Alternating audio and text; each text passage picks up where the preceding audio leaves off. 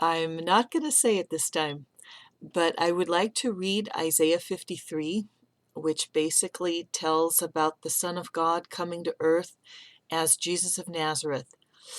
And basically, it's the everlasting gospel in a nutshell. So here we go. Who has believed our report, and to whom has the arm of the Lord been revealed? For he shall grow up before him as a tender plant, and as a root out of dry ground. He has no form or comeliness, and when we see him, there is no beauty that we should desire him.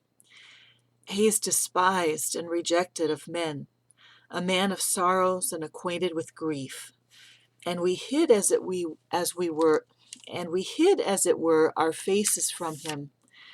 He was despised, and we did not esteem him.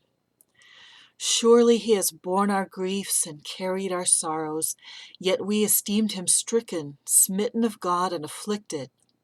But he was wounded for our transgressions, he was bruised for our iniquities.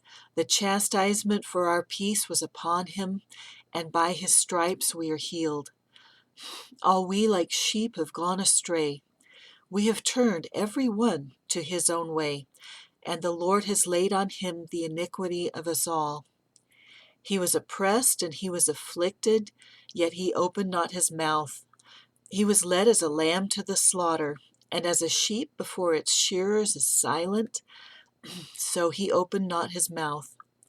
He was taken from prison and from judgment, and who will declare his generation? For he was cut off from the land of the living. For the transgressions of my people he was stricken. And they made his grave with the wicked, but with the rich at his death, because he had done no violence, nor was any deceit in his mouth. Yet it pleased the Lord to bruise him. He has put him to grief. When you make his soul an offering for sin, he shall see his seed, he shall prolong his days, and the pleasure of the Lord shall prosper in his hand. He shall see the labor of his soul and be satisfied. By his knowledge my righteous servant shall justify many, for he shall bear their iniquities.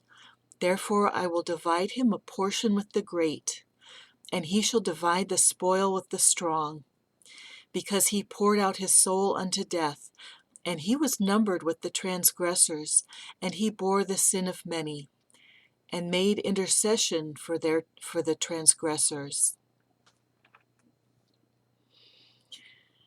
Peace and blessings.